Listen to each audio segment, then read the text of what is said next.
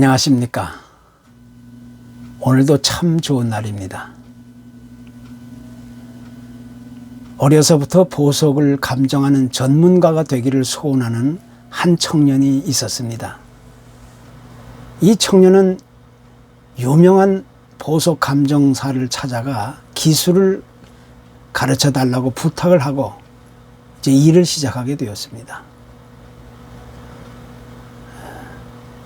보석 감정의 그 전문가가 되기를 위해 이제 일을 막 시작하는 첫날, 감정사는 그 청년의 손에 작은 보석 하나를 쥐어주며 아무 말도 하지 않고 그냥 의자에 가만히 앉아 있으라고만 이야기합니다. 그러면서 첫날을 그렇게 보냈습니다. 그리고 그 다음 날에도 감정사는 그 청년의 손에 보석 하나를 쥐어주며 어제와 같이 의자에 가만히 앉아 있으라고만 이야기합니다. 그렇게 해서 일주일을 보냈습니다. 이제 이 청년은 아무 말도 못하고 그저 침묵으로만 일관했습니다. 그러다가 결국 이 청년은 화를 참지 못하고 8일째 되는 날, 오늘도 어제와 같이 보석 하나를 쥐어주고 의자에 가만 앉아 있으라고만 한다면 나는 곧바로 뛰쳐나올 것이다, 이렇게 마음을 먹었습니다. 그런데 그날도 역시 감정사는 보석 하나를 가지고 오더니 이것을 쥐고 의자에 앉아 있으라고 이야기합니다. 바로 그때 화가 난 청년은 가지고 있던 보석을 휙 하고 집어 던지려는 순간 자기 손에 쥐어진 보석이 평소 때와는 뭔가 다르다는 사실을 느끼게 되었습니다. 청년은 자기도 모르게 아니 이건 어제의 그 보석이 아니네, 이렇게 말하게 되었습니다. 사실 그 보석 감정사는 매일 이 청년에게 다른 보석을 쥐어 주었는데 그것을 미처 알아차리지 못한 것이었습니다. 그러니까 8일이 지난 지금에서야 날마다 쥐어진 보석이 각각 다른 것이었다는 사실을 깨닫게 된 것입니다. 이 8일이라는 긴 시간의 그 기다림을 통해서 청년은 그 보석의 다름을 알게 되었다는 것입니다. 정호승 시인이라는 분이 쓴 내 인생에 힘이 되어준 한마디라는 책에서 이런 이야기가 있습니다. 산에서 조난을 당해 목숨을 잃는 사람들의 대부분은 조난당한 그 현장에서 죽는 경우가 거의 없다고 이야기합니다. 보통 그들은 마을 가까이 내려왔을 때 죽는다는 것입니다. 물론 그 순간에 그들은 자신이 마을 근처까지 내려왔다는 사실을 전혀 인지하지 못하는 겁니다. 그들은 단지 깊은 산속을 헤매다가 이제는 도저히 안 되겠다, 살 희망이 없다, 이제는 끝이다, 모든 것을 포기해야만 한다, 이렇게 이야기하면서 죽어간다는 것입니다. 만약 그들이 마을 가까이 내려왔다는 사실을 스스로 깨달아 알았다면 그들은 결코 죽는 법이 없다는 것입니다. 그래서 그 전문가들의 경험에 의하면 조난을 당하고 나서 이제는 희망도 없고 끝이다, 이렇게 느껴졌을 때 30분만 더 버텨보라고 이야기합니다. 조금만 더 참고 인내하고 기다려 봐야 한다고 요구한다는 것입니다. 그래서 세상에서 제일 강한 사람은 힘이 세고 체력이 든든한 사람이 아니라 참고 인내하고 버티면서 오래 기다릴 줄 아는 사람이 되어야 한다는 것입니다. 최종적으로 승리하는 사람은 결국 마지막까지 기다리는 사람이 된다는 것입니다. 헨리 나우엔이라는 사람이 바로 그것이 기다림의 비밀이라고 이야기합니다. 진정한 기다림이란 하나님의 약속이 있다는 사실을 믿을 때 비로소 아름다운 결과로 이어진다는 것입니다. 그러니까 기다림이란 어떤 기적적인 일이나 깜짝 놀랄 만한 은혜와 축복이 내게 찾아오는 것이 아니라 자신의 현실적인 삶 속에서 하나님의 약속이 반드시 실행된다는 사실을 믿을 때 비로소 그의 삶은 보다 긍정적이고 건강한 삶으로, 아름다운 삶으로 이어진다는 것입니다. 그 기다림을 가능케 하는 것은 오직 믿음으로부터 시작된 것입니다. 그래서 구약 하박국서 2장 4절에는 의인은 그의 믿음으로 말미암아 살리라, 이렇게 가르치고 있습니다. 우리의 현실적인 삶의 상황이 어렵고 힘들고 지치고 답답하고 또 더딜지라도 그 약속을 바라보고 의지하고 기대하며 살아갈 때 그것이 바로 진정한 기다림의 모습이 되는 것입니다. 그래서 의인은 기다림으로 말미암아 살리라, 이렇게 말할 수 있게 되는 것입니다. 그런데 우리에게 있어서 그 기다림이 어렵고 힘들고 고통스러운 이유는 그에 따르는 약속을 우리가 올바로 붙잡고 있지 못하기 때문인 것입니다. 우리 현대인들의 구체적인 생활 습관을 보면 보통 많은 사람들은 교통신호가 파란불로 바뀌고 나서 0.5초 안에 앞차가 출발하지 않으면 뒷차가 그걸 기다리지 못하고 짜증을 내고 경적을 울리는 겁니다. 또 엘리베이터 앞에서 기다리는 시간이 3분을 넘기면 계단을 이용해서 걸어 올라가는 것을 선택하는 겁니다. 또 택시를 기다리다가도 5분 이상이 지나게 되면 아예 그 기다리는 걸 포기하고 다른 방법을 찾는 겁니다. 그래서 우리가 사는 이 시대는 무엇이나 빠르고 편한 것을 선호하는 시대, 인스턴트 시대, 참고 인내하고 기다리지 못하는 그런 시대가 되고 있는 것입니다. 그래서 신약성경 히브리서 기자는 그 기다림에 대해서 이렇게 이야기합니다. 너희에게 인내가 필요하면 너희가 하나님의 뜻을 행한 후에 약속하신 것을 받기 위함이라, 이렇게 가르쳐주고 있습니다. 우리가 한 가지 예를 든다면 구약의 아브라함을 우리가 떠올릴 수 있습니다. 아브라함이 자기 고향 땅에서 하나님의 부르심을 받았을 때 그의 나이가 75세였습니다. 그때 하나님은 그의 자손을 통하여 대대로 축복해 주신다는 약속을 선언해 주셨습니다. 그러나 그 하나님의 구체적인 약속은 100세의 나이에 아브라함이 아들을 얻은 이후부터 시작되는 겁니다. 그러니까 하나님의 약속은 무려 25년이라는 세월이 흐른 뒤에야 비로소 빛을 보기 시작했던 것입니다. 노아도 마찬가지입니다.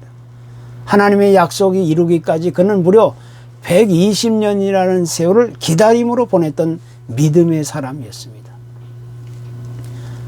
그렇기 때문에 진정한 기다림이란 언제, 어느 때, 어느 시대에 있어서도 상대방의 약속을 받아들이고 참고 인내하고 의지하고 기대하는 것입니다. 바로 거기서 믿음을 이해하고 진정한 사랑을 또 이야기할 수 있게 되는 것입니다. 우리가 약할 때에도 기다리고 부족해도 기다리고 기대에 미치지 못해도 기다리고 못마땅해도 기다리고 서운해도 기다리고 무겁고 답답하고 힘들고 고통스러울지라도 기다려야 되는 겁니다. 나의 삶의 상황과 형편이 어떠하든지 우리는 그래도 기다려야 하는 겁니다. 그것이 진정한 믿음이고 사랑이라고 얘기할 수가 있는 겁니다. 오늘 본문에도 형제들아 주께서 강림하시기까지 길이 참으라. 이 기다림의 근거는 주님이 다시 오신다는 사실을 전제로 하고 있는 이야기입니다. 그러니까 주님이 이 세상에 다시 오신다는 사실을 우리 믿는 성도들에게 있어서 이것은 결코 잊을 수 없고 지울 수 없고 거부할 수 없는 영원한 진리라는 사실을 강조하고 있는 겁니다. 구약의 믿음의 조상이라고 불리는 이 아브라함이 왜 그런 큰 인물이 되었습니까? 다른 이유 때문이 아닙니다. 아브라함은 어떤 상황 속에서도 하나님의 약속하심을 믿고 바라보고 의지하며 기다렸기 때문인 것입니다. 그래서 우리는 그 온전한 믿음, 그 기다림의 신앙으로 세상을 살아갈 수 있게 해야 되는 겁니다. 야곱도 마찬가지입니다. 그는 자신을 죽이려고 계획하는 형, 그 에서의 분노를 피하여 부모와 고향을 따라 멀리 삼촌 라반의 집에서 외롭고 고독한 생활을 해야만 했습니다. 그러나 그는 하나님의 약속을 따라 20년이라는 긴 기다림의 시간을 보내고 나서야 결국 거부가 되어 고향 땅에 다시 돌아올 수 있었던 것입니다. 오늘 본문은 또 이렇게 강조합니다. 농부가 땅에서 나는 귀한 열매를 바라고 길이 참아 이른 비와 늦은 비를 기다리나니 너희도 길이 참고 마음을 굳건하게 하라. 여기서 길이 참고 기다린다는 것은 무조건 아무 기약도 없이 그저 단순하게 기다리는 것이 아닙니다. 어떤 일이 있어도 어떤 상황과 환경과 처지와 문제에 있다 할지라도 하나님의 약속을 믿음으로 바라보고 기다려야 된다는 것을 우리에게 레슨하고 있는 겁니다. 바로 여기서 우리 그리스도인들의 진정한 믿음이 드러나게 되는 것입니다. 장차 우리에게 완성될 하나님의 나라를 믿음으로 바라보며 그날까지 하나님의 말씀을 의지하고 참고 인내하며 기다림으로 승리할 수 있어야 되는 겁니다. 그것이 진정한 하나님의 사람이에요. 하나님의 사람은 바로 그런 기다림의 신앙과 믿음으로 세상을 살아가야만 하는 것입니다. 우리 인생이 무엇입니까?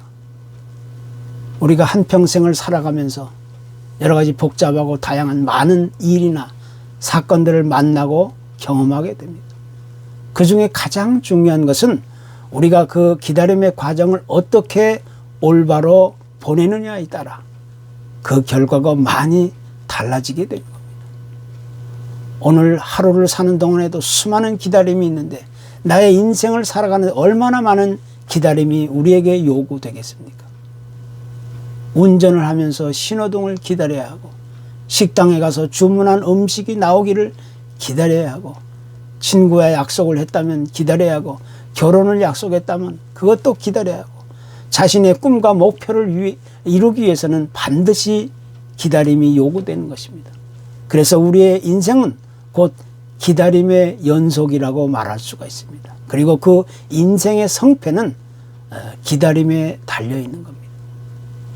만약 무슨 일을 하게 될 때 안절부절하고 시행착오를 하면서 일이 어려워지고 낭패를 맛보게 되면 그것은 기다리지 못하기 때문에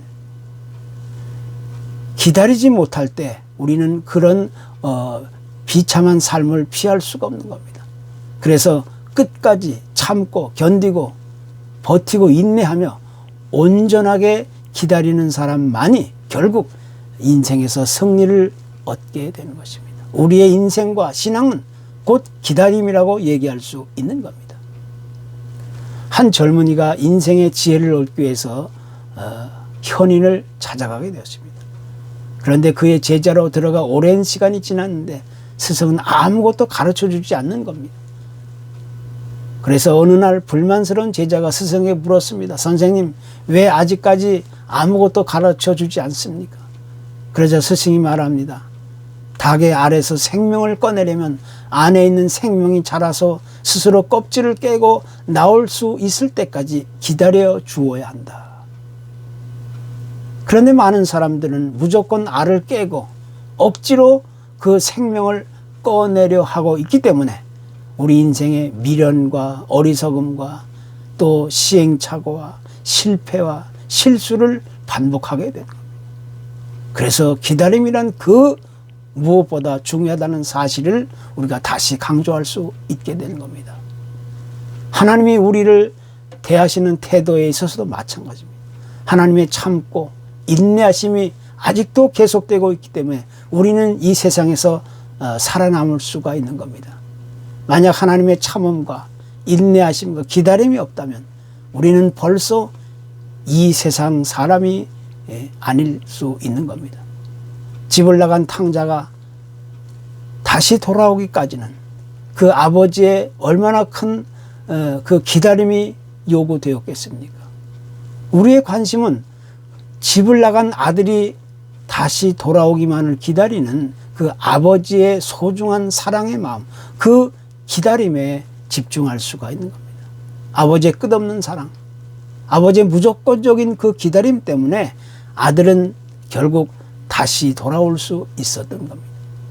하나님 아버지의 끝없는 사랑과 기다림 때문에 우리는 다시 회복되고 다시 일어서서 힘을 얻고 내일을 기대할 수 있는 존재가 되는 것입니다.